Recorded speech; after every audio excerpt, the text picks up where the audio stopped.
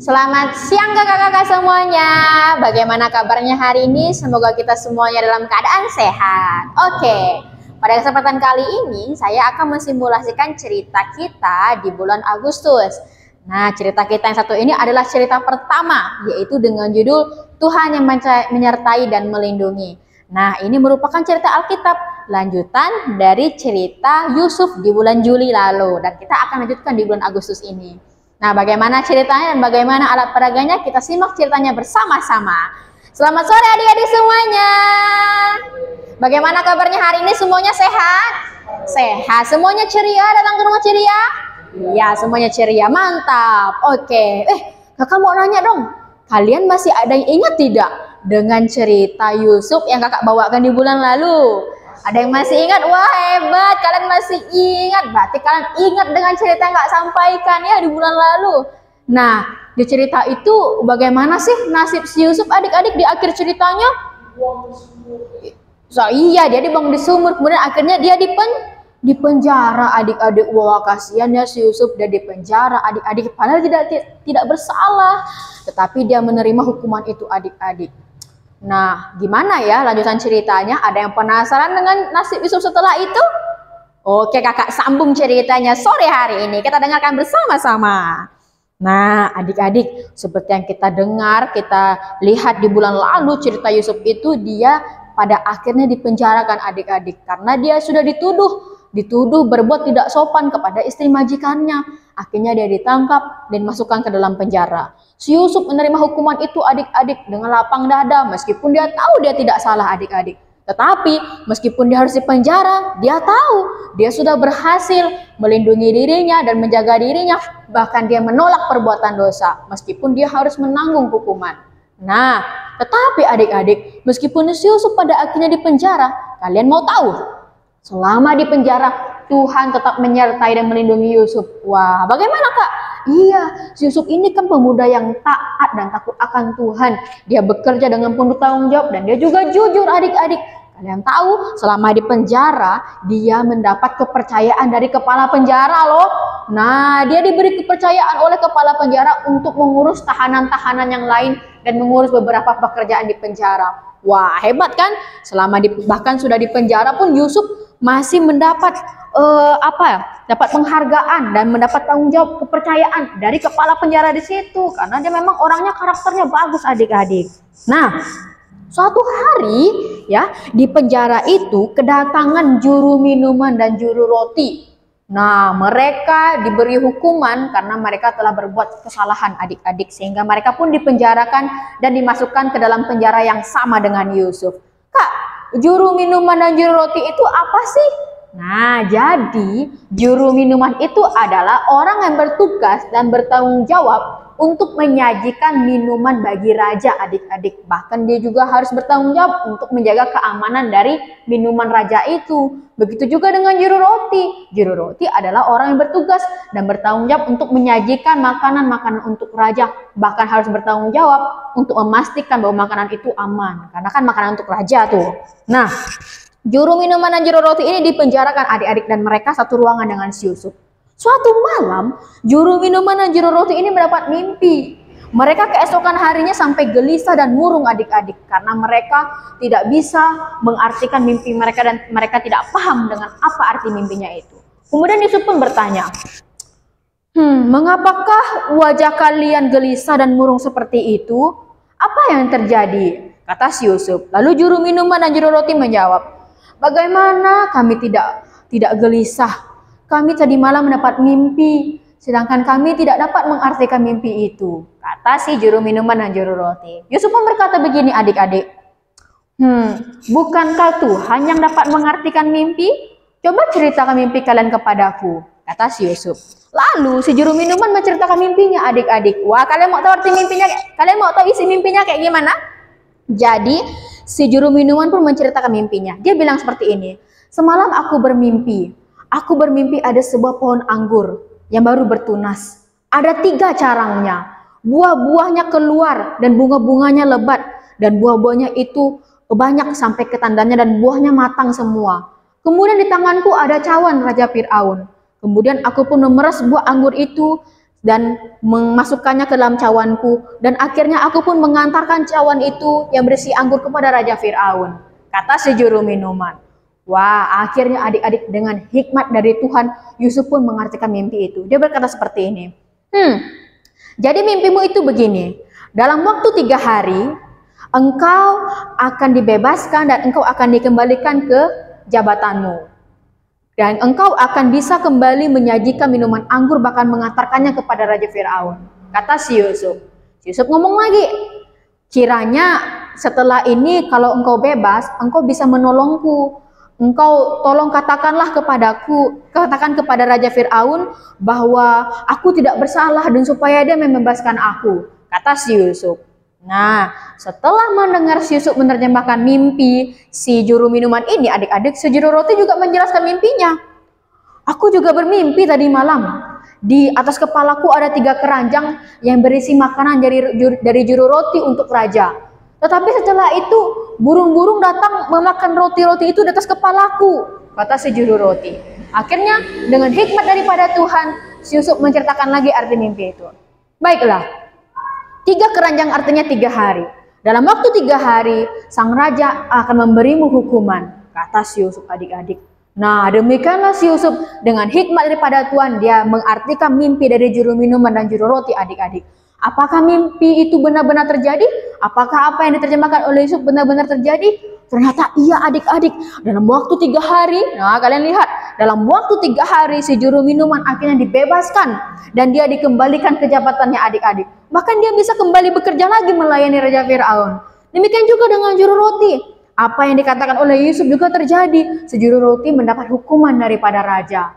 Nah, tetapi kalian tahu tidak? Tadi kan Yusuf berpesan kepada juru minuman untuk menyampaikan kepada Raja Fir'aun bahwa Yusuf tidak bersalah. Yusuf berharap bahwa juru minuman ini bisa menolong dia. Tetapi setelah bebas, juru minuman ini, adik-adik, tidak ingat kepada Yusuf. Dan dia tidak berbicara apa-apa tentang Yusuf kepada raja. Nah, akhirnya Yusuf pun melanjutkan dirinya di penjara, adik-adik, sampai 2 tahun. Dan 2 tahun kemudian, kalian tahu, Raja Fir'aun bermimpi. Nah, apa isi mimpi Raja Fir'aun itu? Dia bermimpi, adik-adik, bahwa dalam mimpinya itu ada 7 ekor lembu yang gemuk, adik-adik, dimakan oleh 7 ekor lembu yang kurus. Dia juga bermimpi dalam mimpinya itu ada 7 bulir gandum yang sehat dan baik, dimakan oleh 7 bulir gandum yang buruk, adik-adik. Raja Fir'aun menjadi gelisah dan sedih dan murung karena dia bingung dengan apa arti mimpinya, adik-adik. Akhirnya dia pun memberikan perintah, siapapun yang bisa menerjemahkan mimpiku, ceritakanlah mimpi itu kepadaku, apa artinya, kata Raja Fir'aun, adik-adik. Tetapi tidak ada seorang pun yang bisa mengartikan mimpi Raja Fir'aun, adik-adik.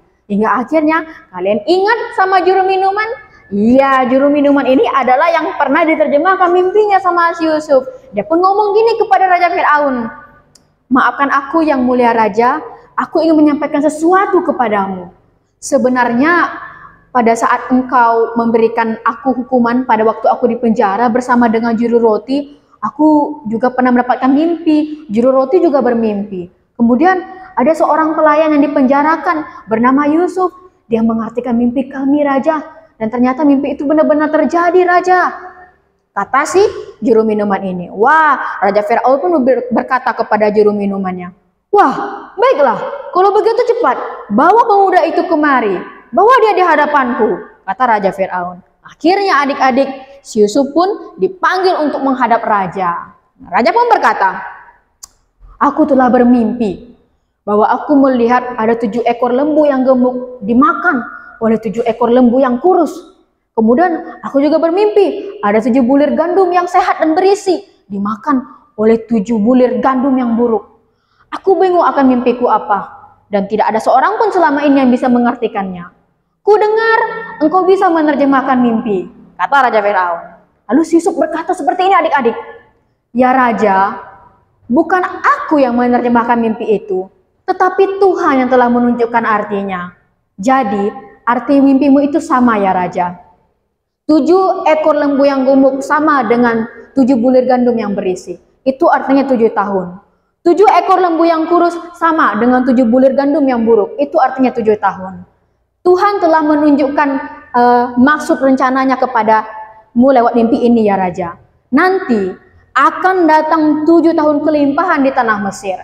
Semua panen akan berhasil Raja. Tetapi setelah itu akan datang lagi 7 tahun kelaparan di Mesir ini. Maka dari itu Tuhan ingin memberikan petunjuk. Kiranya Raja mulai dari sekarang boleh bersiap-siap dan mencari pemimpin-pemimpin yang bisa mempersiapkan sebelum datang 7 tahun kelaparan itu ya Raja. Supaya Raja juga bisa mempersiapkan untuk menyiapkan bahan makanan supaya tidak terjadi kekurangan bahan pangan di Mesir ini. Kata si Yusuf. Wah, adik-adik, kalian tahu Raja Firaun sangat terkagum dengan apa yang dikatakan oleh Yusuf. Dia akhirnya pun berkata kepada Yusuf seperti ini. Wah, hebat. Sungguh Tuhan telah memberikan hikmat kepadamu sehingga engkau boleh mengartikan mimpimu itu. Wah, sehingga engkau bisa mengartikan mimpiku itu, kata si Raja Firaun. Akhirnya Raja Firaun pun terkagum dengan apa yang dikatakan oleh Yusuf dan dia setuju dengan apa yang disarankan oleh Yusuf adik-adik. Kemudian sang Raja Firaun pun mengumumkan, ya, dia mengumumkan kepada semua warga kerajaannya begini.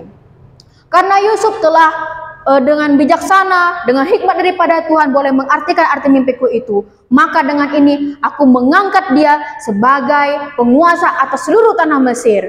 Dan akhirnya adik-adik, si Yusuf dilantik oleh Raja Firaun. Wah, dia dibebaskan dari penjara dan dia dilantik, diberi tugas untuk menjadi penguasa di Mesir adik-adik. Setelah itu Yusuf melanjutkan tugasnya adik-adik karena dia sudah ditunjuk jadi penguasa. Dia mulai memanfaatkan 7 tahun kelimpahan di tanah Mesir untuk menampung bahan-bahan makanan supaya di 7 tahun kelaparan tidak ada kekurangan makanan. Dan apakah itu berhasil?